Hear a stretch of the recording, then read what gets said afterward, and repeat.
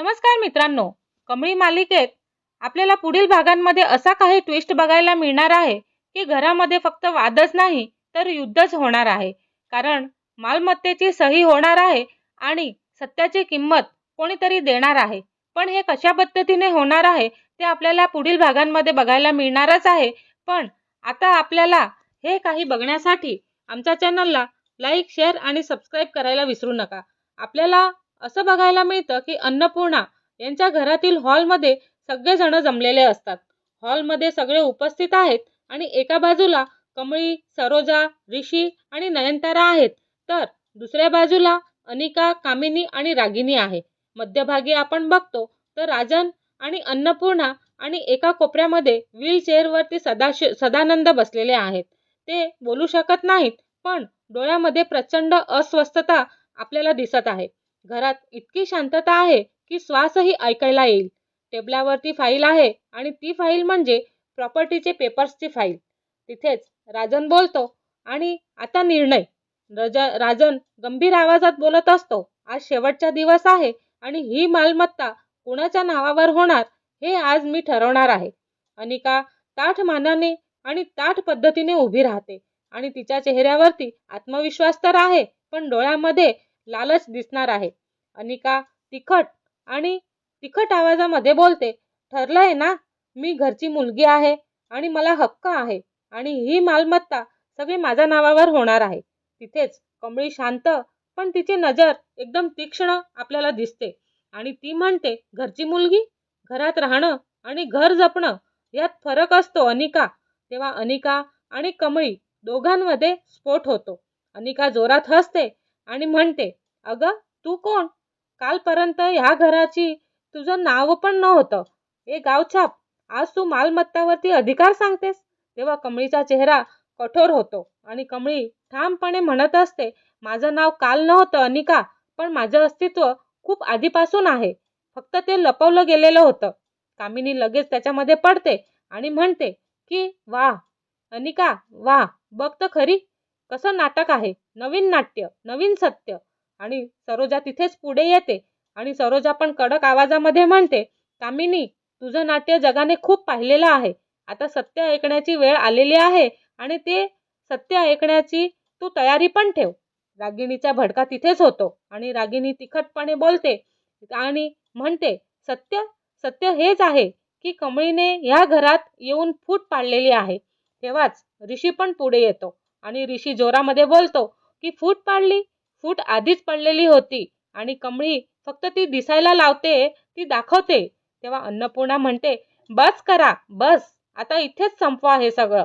अन्नपूर्णा हात उचलते आणि ठामपणे म्हणते, बस, आज कुणीही माझ्या घरामध्ये असं काहीही बोलणार नाही. आणि ती अनिकाकडे पाहत असते. अन्नपूर्णा म्हणतात की अनिका, तुझ्या तोंडामध्ये संस्कार असायला हवे आहेत आणि कारण हा प्रश्न फक्त मालमत्तेचाच नाही तर हा प्रश्न रक्ताचा पण आहे. अनिका थोडी दचकते, पण लगेच ती ताठ मानाने परत उभी राहते आणि अनिकाचा थेट हल्ला असतो. ती म्हणते की मग सरळ सांग ना आजी, कमळीला मालमत्ता द्यायची आहे का? आणि म्हणूनच तुम्ही हे रक्त नातं हे सगळं बोलताय ना? कमळी तिथे संतापते आणि कमळी धगधगत आवाजमध्ये म्हणते की मालमत्तेसाठी मी लढत नाहीये अनिका, मी न्यायासाठी उभी आहे. अनिका पुढे येते आणि कमळीच्या जवळ जाते. अनिका दात खात म्हणते, न्याय? आणि तुला काय वाटतं, तू आलीस आणि सगळं तुझं होईल असं आहे का? तेव्हा कमळी एक पाऊल पुढे जाते आणि कमळी तिखट आवाजामध्ये म्हणत असते, माझं काही होईल ना? आणि नाही, हे सगळं मला आधीपासूनच आहे, माहिती आहे का? तेव्हा सदाशिवची हालचाल सुरू होते आणि तिथेच मोठा सस्पेन्स सुरू होतो. तेवढ्यातच व्हीलचेअरवरती बसलेला सदानंद जोरजोरात हात हलवतात आणि ते काहीतरी सांगायचा प्रयत्न करतात. तेव्हा राजन एकदम चकित होतो आणि पुढे जात म्हणतो, बाबा, तुम्हाला काही सांगायचं आहे का? सदानंदाचा चेहरा एकदम लाल होतो आणि ते घशातून आवाज काढायचा प्रयत्न करतात.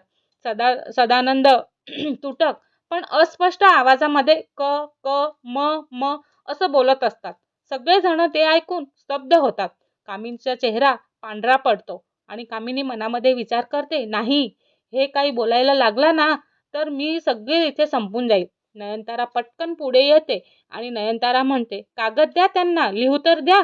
तेव्हा ऋषी पटकन टेबलावरतून कागद आणि पेन आणतात आणि त्याच्याजवळ देतात.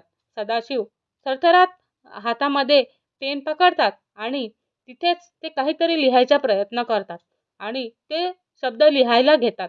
तर काहीतरी अक्षरं लिहितात आणि सगळे पुढे झुकतात.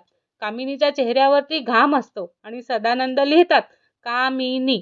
आणि क्षणभर सगळेजण तिथेच थांबतात. अनिकाही दचकून जाते आणि रागिणीचा चेहरा उतरून जातो. राजांची नजर कठोर होते.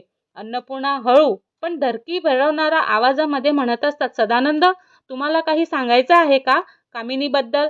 तेव्हा सदानंद पूर्ण परत पेन घेतात आणि थरथरात हातामध्ये घेत ते लिहितात, कट. कामिनीचा कट. म्हणजे सगळ्यांच्या चेहऱ्यावरती धक्का असतो. सगळ्यांना माहिती पडतं की कामिनीने काहीतरी कट रचलेला आहे.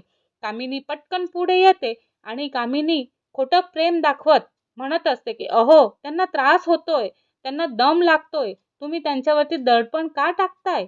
कामिनी पटकन तिथे मध्ये येते आणि कमळीजवळ जाते. कमळी पटकन तिकडे येते आणि कमळी पण कडक आवाजात म्हणत असते, कामिनी आजी, त्यांना त्रास तुमच्यामुळे झालेला आहे आणि आता इथे अभिनय बंद करा, अभिनय करू नका.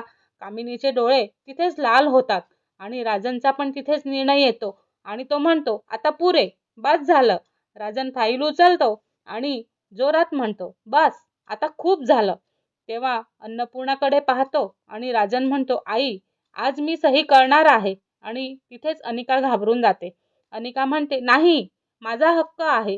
तेव्हा राजन थांबवत म्हणतो की हक्क त्या व्यक्तींचा असतो अनिका, जिने घराला घर बनवलेलं असेल आणि ज्यांनी घर जाळायला प्रयत्न केलेला आहे त्यांना इथे अधिकार नाही. तेव्हा मालमत्ताचा निर्णय इथेच होणार आहे. अन्नपूर्णा पुढे येते आणि त्यांच्या डोळ्यातही पाणी असतं पण आवाजामध्ये कठोरता असतं. अन्नपूर्णा म्हणतात, आज मी निर्णय घेते आणि माझ्या आयुष्याचा सगळ्यात मोठा निर्णय हा आहे. तेव्हा कमळीचा हात धरते आणि म्हणते का ती कमळीचा हात धरून मग सरोजाचा पण धरते. अन्नपूर्णा म्हणतात, ही मालमत्ता सरोजा आणि कमळीच्या नावावरती केली जाईल. क्षणभर तिथे शांतता असते आणि मग अनिका जोरात ओरडते. अनिका म्हणते, हे अन्याय आहे. तेव्हा अनिका, रागिणी, कामिनी, कमळी थेट अनिकाकडे पाहतात. कमळी हळू पण धारदार आवाजात म्हणत असते, अन्याय अन्याय तेव्हा झाला होता जेव्हा मला माझा हक्कापासून दूर ठेवलं गेलं.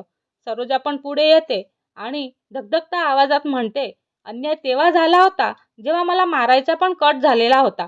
रागिणी घाबरते आणि म्हणते, हे हे सगळं खोटं आहे. तेव्हा ऋषी मध्ये पडतो आणि ऋषी म्हणतो, खोटं?